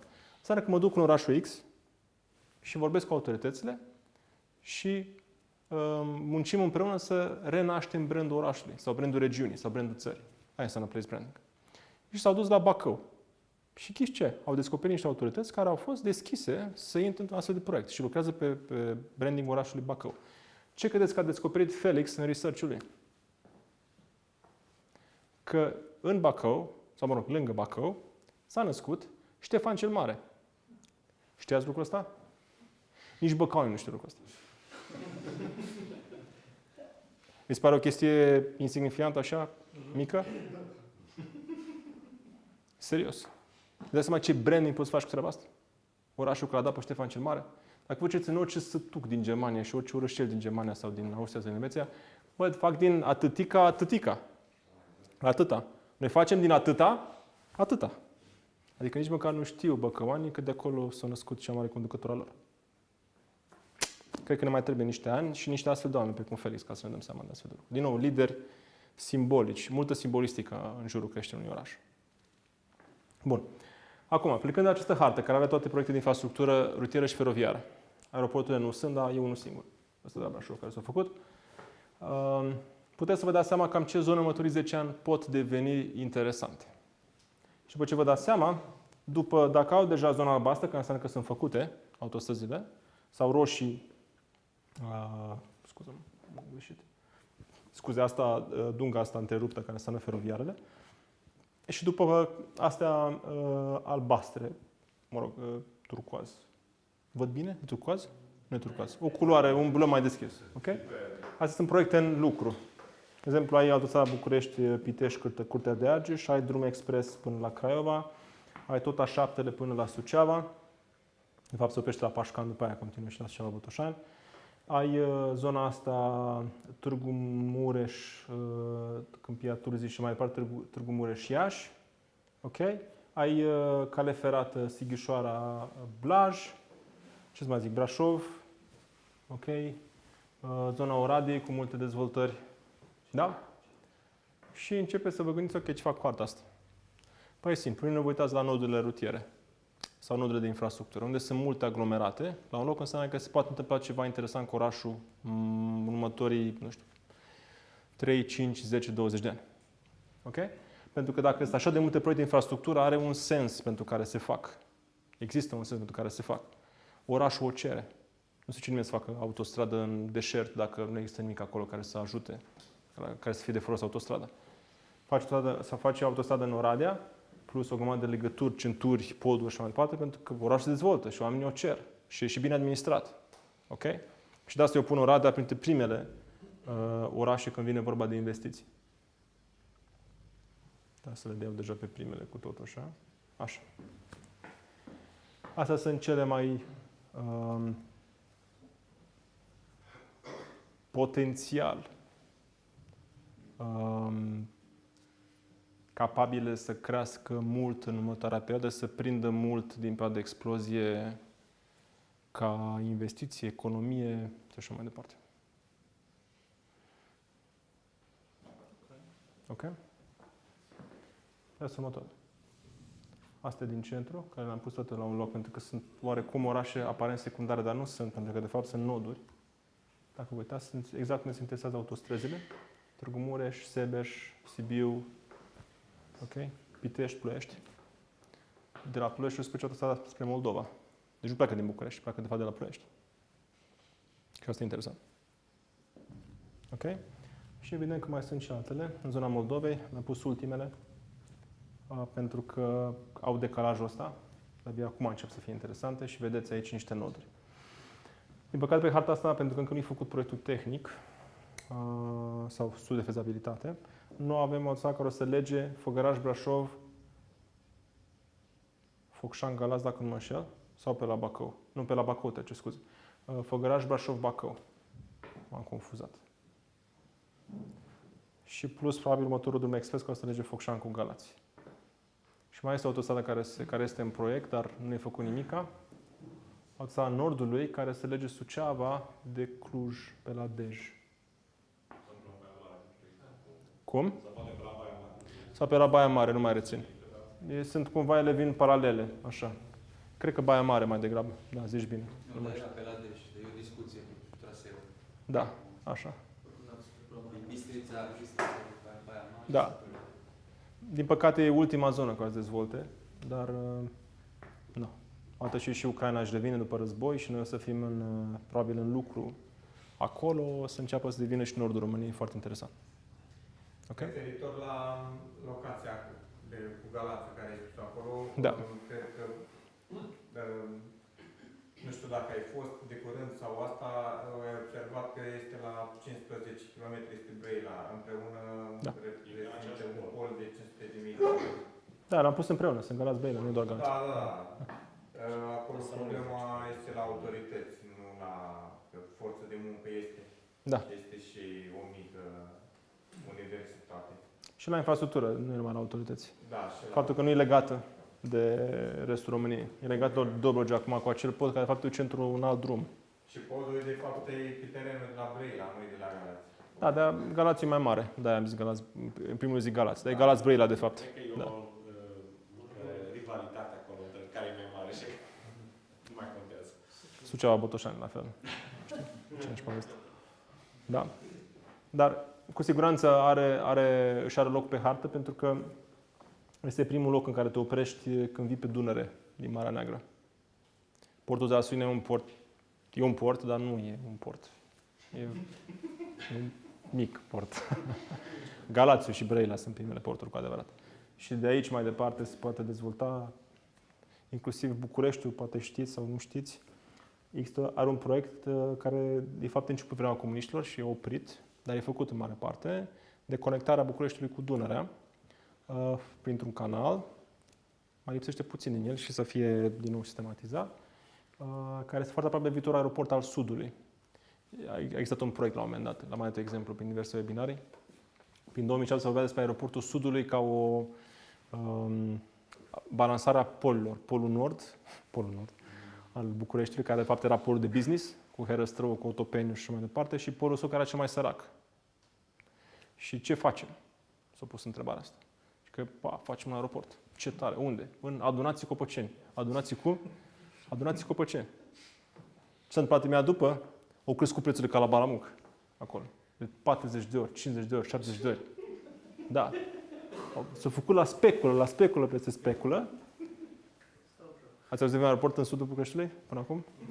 Nu. Ok. Cineva a prins paiul scurt, la ultimul care a cumpărat. Ăla de 70 de ori mai scump. Din fericire pentru el, însă, dacă și-a ținut terenul și a crezut în povestea lui, se pare că planul aeroportului se va face. Este inclus în planul urbanistic general al București, a fost dat anul ăsta public. Da? Și chiar o să iasă. Da. Și chiar o să crească în final, numai că trebuie să aștept vreo 15 ani pentru asta. Și este chiar lângă viitorul canal București-Dunăre și cumva ele sunt conectate. Da, deci București devine și port cu ocazia asta. Iarăși un motiv în plus să-i faci un Google mai mare. Nu pentru că eu studiu din București, ci pentru că sunt de multe oportunități. Pe lângă asta mai este și o autostradă asta de centura Bucureștiului, care practic rezolvă o bună parte din problema traficului și rezolvă și chestiunea polilor. Acum, mai toți bucureștenii visează la locui în zona de nord a orașului, pentru că e cea mai aproape de punctele astea faine de interes. Școli, Parcul Herăstrău și aeroportul Otopeni. Dar Pușteni, Sinaia, Valea Prahovei. Da. Cum zice Andrei Diaconescu. Cum? Și este departe de Glina și Protan. Mă rog, și asta. Andrei Diaconescu, care a vorbit bună pe treaba asta, e întrebat Andrei de la One, de One United. E întrebat, dar de ce credeți că s-a dezvoltat orașul mai spre nord? Zice, eu cred că e din cauza că e mai multă țară. Și dacă te uiți, are dreptate omul. Uite, țară versus țară. Așa e. Da, are sens. E mai multă țară. Dar acum, dacă te duci pe autostradă de centură, de exemplu din est, eu aici locuiesc, în zona de est, e un lac foarte fain, și te urci pe ea, restul de aproape unde locuiesc eu, ajungi în 12 minute la auto pe aeroport. Fac mai puțin decât fac oamenii acum care stau în Piperă. Credeți că o să devină interesant zona de est a orașului? Mai puneți la pachet școlile, metroul, ieșirea spre A2, spre Constanța, zonă de business, industrial și mai departe, și o să vedeți cum o să crească estul. Și o să auziți de est ca fiind al doilea nord al Bucureștiului. De fapt, deja se vorbește despre asta. Și puteți să și mergeți pe acolo. Sunt poduri făcute chiar prin zona comercială. Deci zici că este efectiv copie cu zona Băneasa, numai că mai verde și mai congruent făcut. Întrebări aici? Păi nu mai e problema asta, pentru că de fapt tu te urci pe autostradă și te duci direct înspre restul țării, știi? Adică nu mai ești blocat doar în polul nord, că te duci că e mai multă țară deasupra. Nu, deci de aici poți să te urci acum pe autostradă să mergi mai departe. Probabil și la Cluj se va întâmpla când o să fie centura asta metropolitană și o să fie și metrou. O să fie ok să stai în Florești în final. Pentru că o să ajungi până la urmă în oraș. Nu mai faci, cât faci acum în Florești la oră de vârf în oraș? Da. Cum? Ok. Ok. Întrebări? Asta hartă? Da. Dacă ar fi să cumpere acum ceva, 50.000 de euro, să zici. Și în zonele astea speciale, astea mai cu potențial, cum ai zis, și onești sau... Ce-ai face? Ce-ai cumpăra? Ai cumpărat teren sau ai cumpărat apartament? Cu 50.000 de euro nu prea mai poți să cumperi apartament. Ipotetic, oricum. Nu prea mai poți. În România aproape nicăieri. Doar cu credit. Cu credit, da. Dar ce te-ai orientat? Pe apartamente sau pe teren?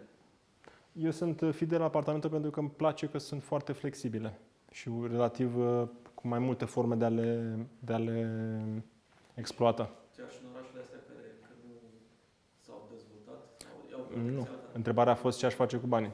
Asta aș face cu banii. Mai departe unde m-aș duce, întrebarea a doua. M-aș duce unde sunt Google mai mari. Bine, te întrebasem special combinat. Unde te duce, adică în orașele astea, acolo e locația, da? Deci Da, care așa. se dezvolte. Și ce ai cumpărat acolo? Ce aș cumpăra acolo? Da. Mulțumesc pentru întrebare. N-a văzut slide-urile, să poate le-a văzut. Ansamblu rezidențiale noi, pachet de apartamente, terenuri pentru investiții, retail, industrial, așa mai departe. Ce vi se potrivește, de fapt? Există investitori, de exemplu, cum este clientul nostru, fost fotbalist Gica Popescu, care investește în parcuri de retail. Până aduce un Penny, aduce un Lidl, un Pepco și uite parcul. De fapt, nici măcar nu le mai construiești, doar autorizează și pe ele revinde ca proiect, ca produs. Mai nou. E o zonă de business, cu randament foarte bun. Am mai mulți prieteni care fac treaba asta. Le vinde sau le încheie? Și. Le vinde doar cu proiect neconstruit încă, sau le vinde cu proiectul construit, sau le închiriază și pe ele, le vinde, sau le închiriază și le păstrează. Toate. Și are multe făcute deja, prin orașe de nici n-ai auzit de ele. Da. Pătrâlage. Știți unde se pătrâlagele? Da. Știi? Între Buzău Bravo. și Brașov. Bravo. I-am făcut geografie. Bravo. Eu nu știam unde e pătrâlagele. Am dat peste el așa și am făcut conexiune. Bă, mi-ai zis de pătrâlagele, știam și de pătrâlagele. Erau producători de mobil în zona aia. Ca la filele de la Onești. Sau industrial. Dacă vă place zona de industrial. Sunt genul de active care au care au termen de valabilitate mai scăzut. Se deteriorează mai repede și trebuie să le refaci mai repede. De asta sunt preferate mai degrabă de investitorii mari. CTP, VGP, P3, dacă Racone le mai spunea, că el este pe industrial la noi, cumpără terenuri foarte mari, zeci de hectare, construiesc zeci de mii de metri pătrați și au efect de scară. Și atunci faptul că acele hale nu au o durabilitate foarte lungă, adică ele după câteva zeci de ani deja trebuie să le cam refaci, de-aia vedeți multe fabrici părăsite, în general în orașe, pentru că nu mai sunt moral la nivelul tehnologiei din vremea respectivă. Se uzează moral, nu mai știam care cuvânt. Da, poate să fie și asta o arie.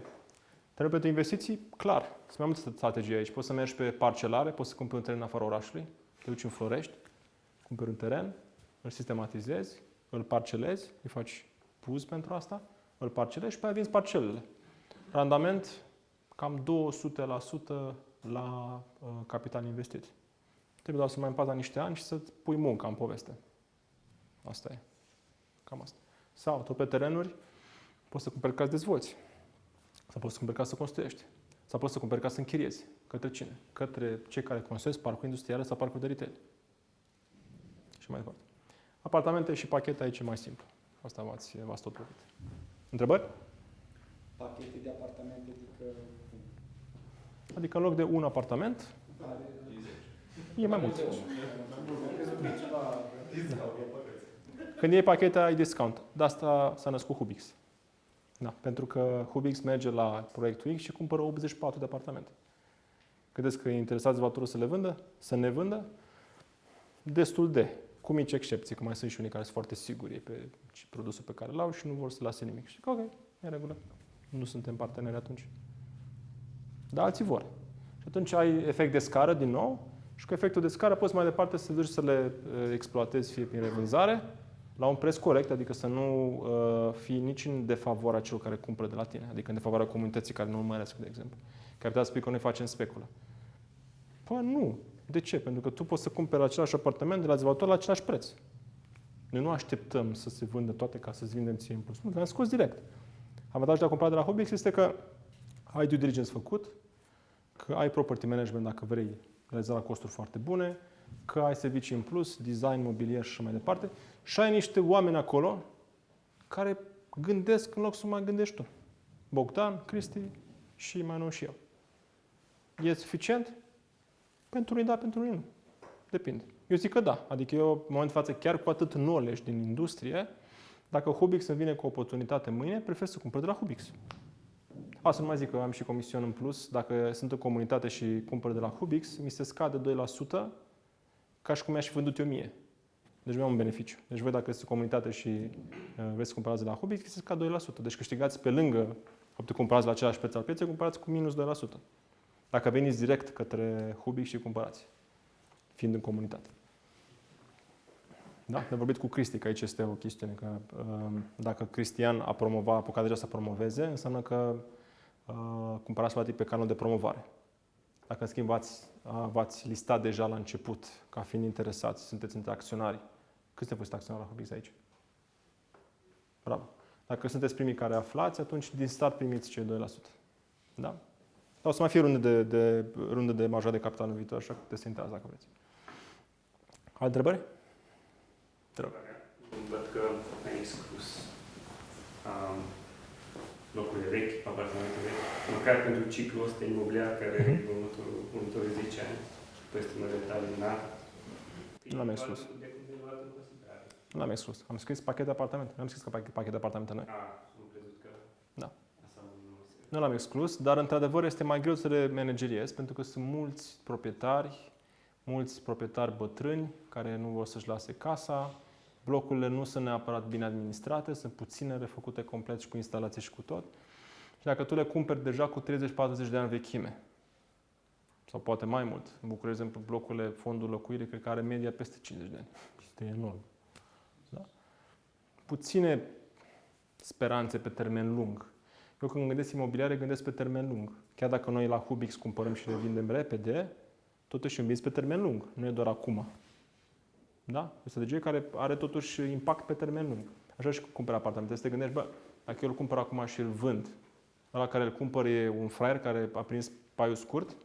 Nu, e un om care o să beneficieze de el încă câteva zeci de ani de atunci, de momentul respectiv înainte, pentru că proiectul sau proprietatea încă este bună. De asta investim în apartamente noi, că au cea mai mare durată de viață. La apartamente vechi, de exemplu, într-una dintre companii care gestionează Cristian Stătescu, face lucrul ăsta, ciclul e mai scurt. Și oamenii care cumpără știu cumva lucrul ăsta. Își asumă. Dar atât este că piața lui este mai mică decât avem pe Hubix. Că oamenii care vor să cumpere apartamente noi sunt mai mulți decât oamenii care cumpără apartamente vechi. Din motivul ăsta. E mai fain să locuiești în apartamente noi și au o durată de viață mai mare. Da? O să închei cu asta. Am spus că în imobiliare să fie la locul potrivit în momentului potrivit. Sunt doi piloni pe care vreau să sum up așa totul, ca să fie mai ușor de recunoscut de către voi. Una este în zonele cu infrastructură în dezvoltare. Clujul, de exemplu, este un oraș cu infrastructură în dezvoltare. Și ideal să investiți înainte dezvoltarea acesteia. Deci, cumva, Clujul are exact premisele acestea de înaintea momentului potrivit. Chiar dacă ați prins cumva primul tren, ați pierdut cumva primul tren, încă mai sunt alte trenuri care pleacă din Cluj. Așa că e foarte safe să luați Clujul ca oportunitate de investiție.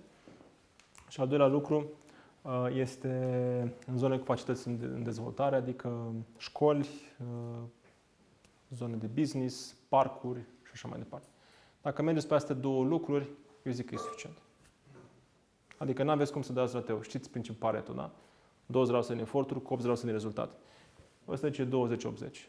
Ăsta e 20% din eforturi cu 80% din rezultat. Dacă vreți să intrați, să fiți mai sofisticați, intrați în randamente, în calcule, în strategii și mai departe. Dacă până și acele strategii și randamente iau în calcul în principal tot aceste două lucruri. Niciun dezvoltator nu se ducă să investească într-un loc în care nu are străzi, nu are utilități și nici premise că o să facă vreodată. Nu, e pământ acolo, n-ai ce să faci cu el. În schimb, dacă știe că trebuie să vină un metrou, că deja s-o sistematizat și are utilități, și că vine centura în regim de autostradă, că se fac niște clădiri de birouri, interesant. Good location. Ok? Cumva, cam la aici se rezumă tot. Și dacă vreți așa o carte de investiții imobiliare, cu totul pus într-un singur slide în câteva cuvinte, ăsta e slide-ul. Nu vă trebuie mai mult. Oricum, eu o să vă dau și prezentarea completă, dacă vreți să răsfoiți, să vă cultivați mai mult, dar cred că ăsta trebuie să fie ce pe care să-l urmăriți cel mai mult. Vă recomand theconcept.ro și hubix.ro pentru investiții, pentru apartamente, pachete de apartamente industrial și retail, dar desigur găsiți că sunt și mulți alți furnizori sau oameni care fac lucruri de calitate, găsiți-vă și consultanți locali sau oameni care să fie aproape ca să vă dea oportunitățile în timp real mai repede. Te rog. O întrebare am. E mai lungă și mai complexă un pic. Te rog.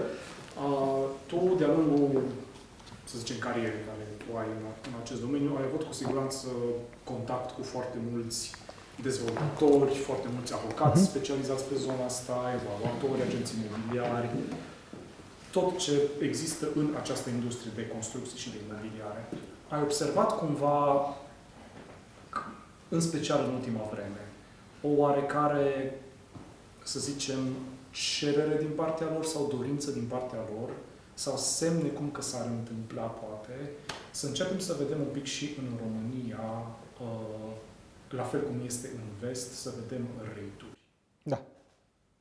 Se lucrează la legislație aici. Da, este în Parlament legislația pentru rate. Da. Care înseamnă că foarte probabil în un orizont rezonabil de câțiva ani o să avem în România fonduri de investiții care vor întoarce până la 90% din profituri neimpozitate. Că de fapt asta este cheia la rate-uri. Vă gândiți în momentul ăla să treceți eventual și Hubix-ul pe, adică să-l încadrați? Asta a fost ideea de la început. Dacă mă întreb să dau un răspuns acum, nu știu să dau. Și nici Bogdan nu poate să zică și nici Cristi. E interesant. Dar, onest, nu cred că o să o facem. Pentru că e alt model de business.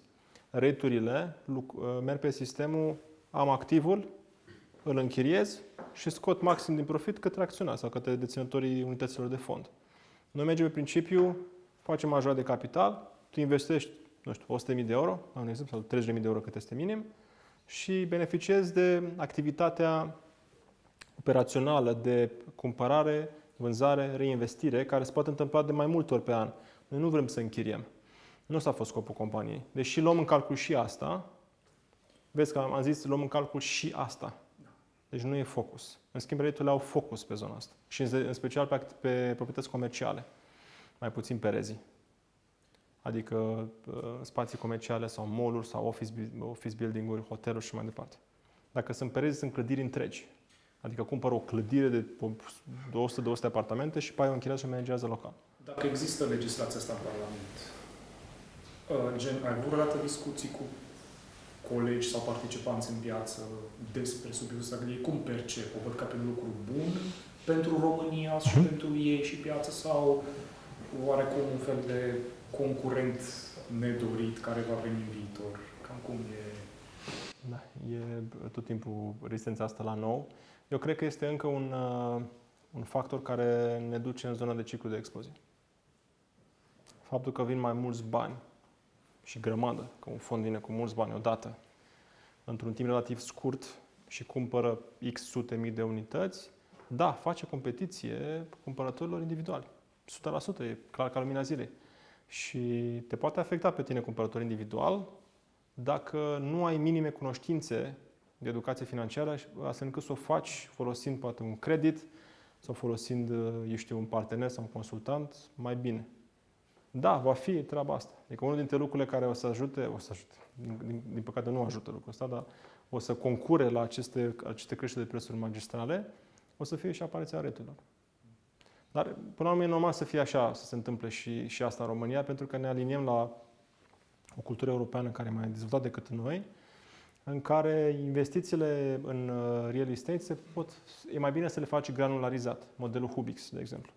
Da, nu investești într-un apartament, 30.000 de euro și credit pe diferență și pui 30.000 de euro și iei un număr de acțiuni și compania întreagă investește pentru tine în sute de unități. Am un podcast cu Iancu Guda, fix pe subiectul ăsta, dacă vreți. Da. Am să vă întreb asta. Da. Întrebare, Da. Iancu este mare fan al rate-urilor. El aparent este un dușman al imobiliarelor. Nu este. Dacă vă uitați până la capăt în video-ul ăsta, o să zic la un moment dat, eu n-am spus niciodată că nu e bine să investești în imobiliare. Zic, really? Mi se pare chiar ieri ai spus lucrul ăsta. Să referi să nu cumperi un apartament cu 100.000, când poate peste 2 ani ai nevoie de 30.000 și trebuie să vinzi apartamentul, când poți să investești în Hubix, dacă bine înțeles. Da. Cumperi acțiuni și poți să vând 30.000, să-mi recuperezi 30.000 și restul de 70 Da. să-mi rămână. Da, dar Iancu Guda nu o spune cum o spui tu. Da, Că așa cum o spui tu, e corect. O spune în podcastul cu mine așa. Dar și poate și în altele. Mihai Cima, Mihai Moral, dacă apără mai multe. Dar dacă te uiți la Digi24, da, exact. vai de mine. Acolo, e foarte cont. Vai de mine. Da. Dar uitați-vă că e chiar funny. Iancu mi-e prieten și îi mai zic lucrurile astea, nu-i place. Și eu și Mihai Cima, prietenul comun. Și chiar am avut un moment în care vorbeam cu colegii mei de la marketing, colegii noștri de la marketing, despre ce să punem, știți, bucata aia de sketch dinainte de orice podcast, care e cârligul de vânzare, care te face attention grabber, te face să, bă, interesant, aș vedea podcastul ăsta, știi? Am avut, la un moment dat, năstrușnica idee să punem ca attention grabber în podcastul cu Guda exact bucata asta, în care el spune, dar n-am spus niciodată să nu investești în imobiliar. E chiar e bine să investești în imobiliar. Și chiar era pregătită să o punem. Chiar vorbeam intern cu Andra, Emi știe, bă, facem asta, după care ne-am gândit, bă, dacă facem asta, o facem o dată și nu o facem niciodată. Pentru că îl denigrăm pe om. Și nu-i frumos. Da. Da. Mai bine să-l lași să-și spună punctul de vedere, pentru că atunci înțelegi exact contextul. Altfel, dacă o iei exact așa cum o zice el la Digi24, e ruptă din context. El real nu spune să nu investești în imobiliare. Numai că pe Digi24, că Digi24 știe să manipuleze informația astfel încât să te facă pe tine cititor sau privitor să te uiți mai mult, rupe exact bucata asta. Iancu Guda a spus să nu investești în imobiliare. De ce? Pentru că cea mai proastă investiție sigur o să pice în cap. Really? Cine a cumpărat cartea lui Buda și a citit, a avut interes să o citească, o să vadă că nu e chiar așa cum să... Da. Exact. Cum sunt unele persoane anti ia cu Buda 100%. Omul merge doar pe randamente și asta vrea să o prezinte. Și dacă vrei să prezinți acțiuni versus imobiliare, e prin ciclu mai mare. Cum ai explicat și tu la început. Da, și el e de acord cu asta. El e de acord cu asta și chiar investește în anumite proiecte imobiliare. Adică el însuși. Dar e vorba mai de randament, așa explicat. De randament, și cred că mai e ceva, aici foarte bine de randament, și mai e ceva, este easiness-ul, nu știu care e cuvântul român, ușurința, da? Ușurința în a manipula o investiție pe bursă versus imobiliar. El este mai genul care vrea să fie ușor. Nu e ușor să managezi un portofoliu imobiliar. Adică ne e și nouă greu. Și full-time. Și full-time job. Real. De-aia au eficiență cei care fac asta la scară. Vorbeam cu Vlad, de exemplu, la Constanța despre a investi într-unul dintre proiectele noastre de acolo. Cheia fiind nu să aibă Vlad un apartament la Constanța, ci faptul că există o companie care managează 500 de astfel de apartamente în Constanța și în Brașov. Și tu doar anunți, vreau să vin și eu de pe 7 iunie până pe 14 iunie. Poți să blochezi? Da. Am vreun cost? Nu. Ok. Și în rest mă ocup eu și îți aduc randamentul 12%. La 13% pe lună net. Pe an net. Aici am eu o întrebare și o dilemă. Da. Dacă eu aș cumpăra la Constanța unul din cele 500 de apartamente dirijuite de firma specifică, de unde știu că a meu va primi chiria sau Bună întrebare. posibilitatea și nu are 470? Bună întrebare. Nu ai cum să știi, e un pariu pe care le faci pe orașul Constanța. Singura formă prin care poți să-ți granularizezi cu adevărat sau să ai cu adevărat siguranță pe randament este dacă investești într-un fond care investește în proiectul la Constanța. E foarte bună întrebare. Da. Deci cumva trebuie să contezi că project manager, o companie respectivă care îți preia apartamentul, nu are un stoc atât de mare în raport cu puterea lui de vânzare. Și aici băieții care se ocupă de alezii, de exemplu, eu am încredere, am și un podcast făcut cu el, dacă vreți să uitați, cu Răzvan Istrate, de la Chistei. Foarte profesionist, Răzvan. Cel mai din piață. Eu n-am văzut mai ca el. Adică e pasionat de treaba asta. Eu când aud cât de mult fac eu imobiliare. Eu când aud de management de proprietăți imobiliare, mi se ridică părul în cap. Și simt că mi-apar niște chestii pe aici, știi? Nu-mi place neam treaba asta. Știu cât de complicat e. Știu că pot să o fac, că e pură sistematizare, nu e rocket science. Dar îmi dau seama că sunt mult prea multe resurse de pus acolo în raport cu alte lucruri pe care le putem face. Și atunci prefer să las cuiva care e pasionat de asta. Fără să zic că e rău să faci asta. Nu, e foarte bine, dar trebuie să-ți placă. Lui îi place. Și a creat niște sisteme și niște aplicații și niște proceduri. Am zis, băi, tu ești NASA al project managementului imobiliare. Bravo ție. Te rog. Anul acesta am fost plecat până în Mamaia și am observat că există acel model de business. Mi-am dat legătura cu cei de la Novis, din întâmplare. Așa e. Dar n-am făcut nimic. M-am interesat pe internet și... Felicitări. Am mult ideea de business, în sensul în care cumperi un apartament și o cameră la hotelul respectiv, care un anumit randament se plătește. Știu că și cei de la Alezii au un model de business asemănător. Da. Dar nu mai știu exact care este diferența dintre Nordis ca și ce costuri aveai și ce costuri ai la Alezii. Poți zic că ai diferența. Unul e serios și altul e neserios. Bine. De aici discuția se oprește. Cumperi la unul care e serios și nu cumperi la unul care e neserios. Nordis, oricât de mult marketing au făcut ei, nu au livrat nimic, frate, până acum. Avem în toată țara, nu doar în Constanța. Nu au livrat nimic. Nimic. Ba da, au un proiect de 4 apartamente în București făcut. Pe primăvară. Model în sensul în care cei de la Nordis spuneau că cumperi, dar ei se ocupă de partea de întreținere, a camerei, micul dejun, da.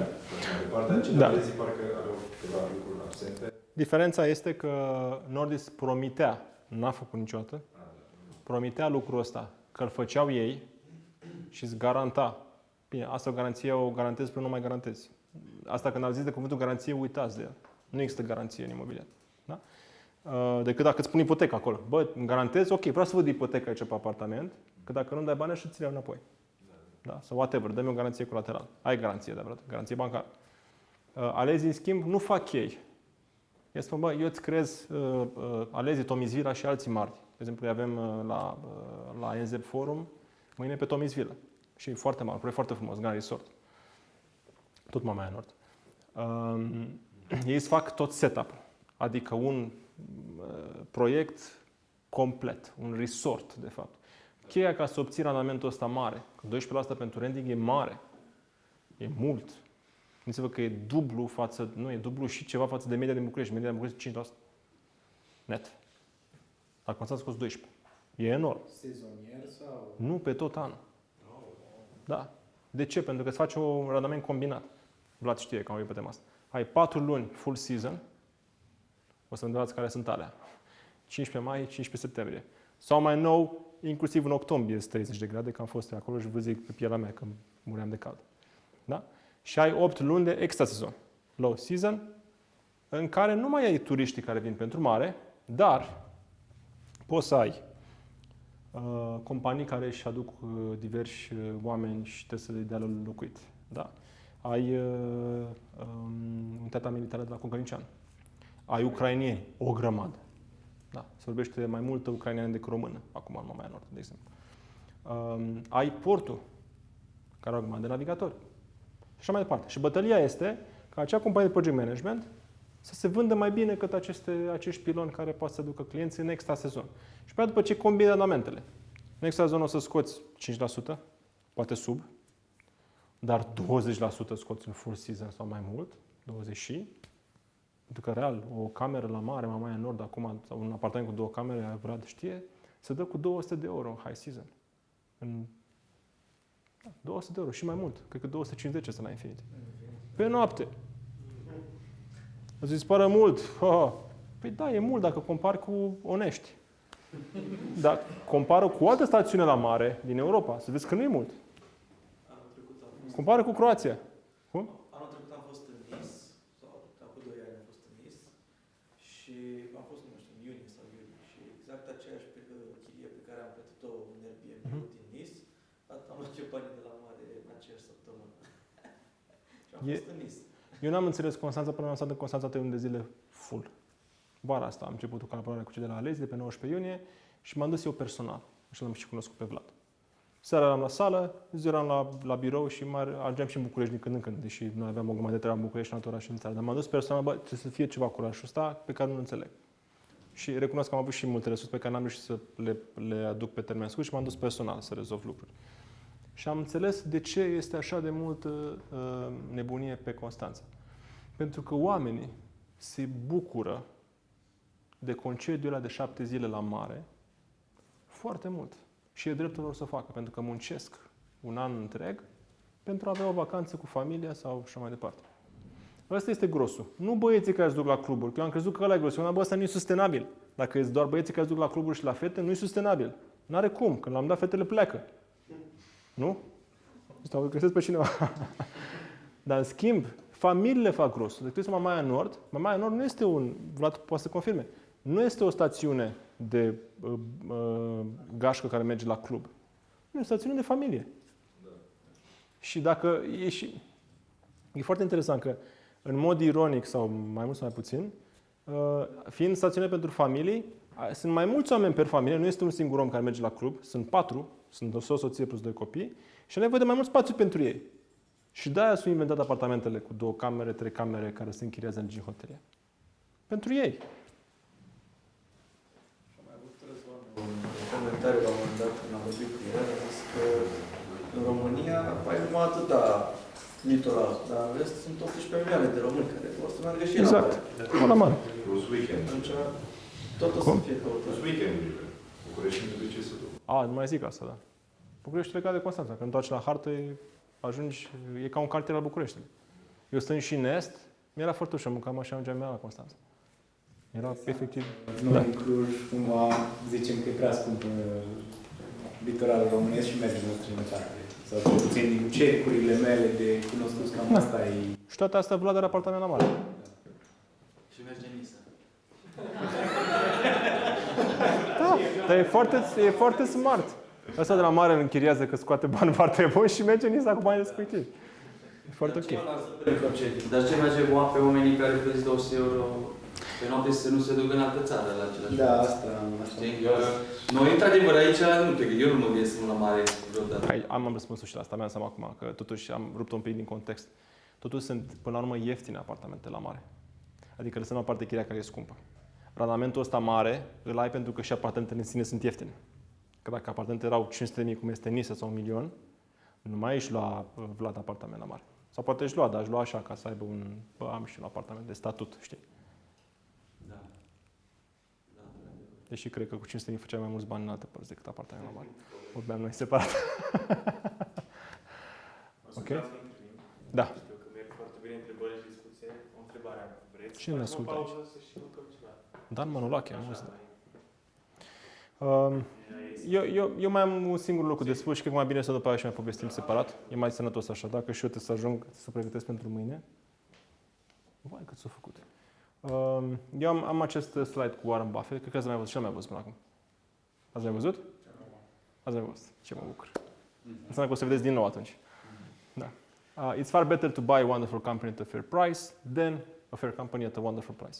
De ce o spun pe asta? E ruptă din biografia lui Buffett, se cheamă Snowball. Dacă n-ai citit-o, vă recomand. E o carte foarte bună. Este biografia lui ca o lecție de finanțe pusă într-o poveste. Pentru că funcționează și în imobiliare, am pus lucrul ăsta aici.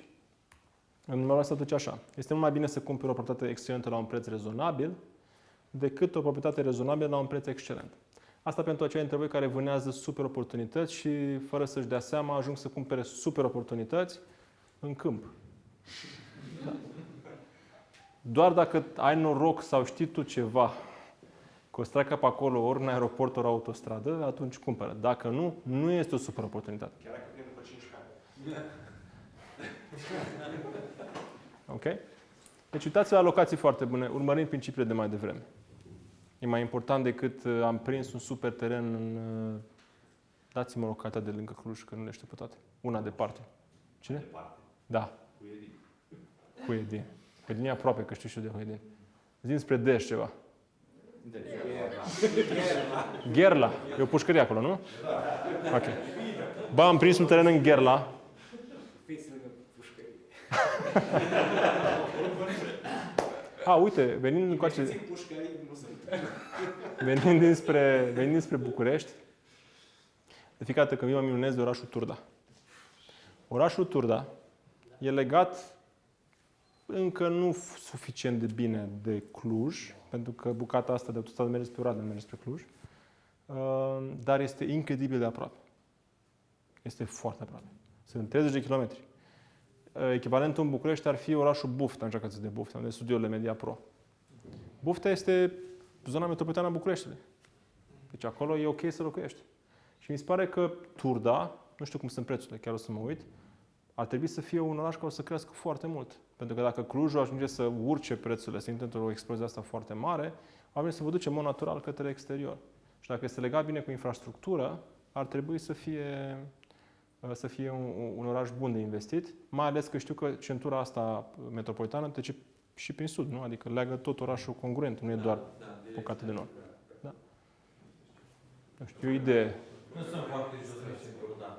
Nu sunt? Nu sunt. Da. Înseamnă că era mai de mult. Da. Au flotă full de autobuze electrice, de exemplu, Dedemanul, de exemplu, este acolo deja de câțiva ani. Adică, dacă a gândit-o și Dedeman să-și facă acolo, un magazin nu au aruncat așa cu... Da. La distribuție, și ei și Kaufland. Ok. Ce interesant, am zis-o bine. Da. Cam atât am vrut să vă zic. Intrați pe YouTube, luați contactele noastre. Aici sunt colegii mei care vă pot răspunde la orice oraș în care lucrăm. O să începem și în Cluj, în curând, în viitor un proiect, dar pentru că e mai simplu să ne găsiți în social media, mai degrabă intrați pe YouTube, dați subscribe acolo, sau pe LinkedIn, sau pe TikTok. Nu-mi place că zic asta, dar colegii mei mă obligă. Au zis că Daniel trebuie să fii pe TikTok și eu tot zic nu și zic nu, ba da, trebuie să fii pe TikTok. Suntem și acolo, da? Da, exact, ăsta e prețul. Avem chiar mai mulți oameni care ne urmăresc pe TikTok decât pe YouTube, ca să vezi. Și dacă vreți și mai multe powerful info, intrați pe theconcept.ro, aveți acolo o grămadă de e-book-uri. Alegeți unul dintre ele și în felul ăsta vă și abonați la newsletter și anunțăm multe alte chestii pe care le facem. De exemplu, Vlad desenează o listă de investori prin care primește oricând avem ceva interesant pentru el.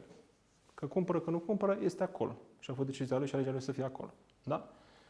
La fel puteți fi și voi. Adică, efectiv, intrați, lăsați doar contactul, primiți un e-mail la săptămână, puteți să-l vedeți sau să nu vedeți, important este că e acolo și că știți că există și oameni care gândesc pentru voi și vă iau bandwidth-ul ăsta de care aveți nevoie ca să înțelegeți anumite investiții imobiliare mai bine, timp pe care dacă îl salvați, îl puteți folosi pentru alte lucruri care sunt mai relevante pentru voi. Cam atât am vrut să vă spun. Cred că merit să mă duc și eu acasă. Dar dacă mai vreți, mai putem sta un 15 minute împreună după eveniment. Da? Tot de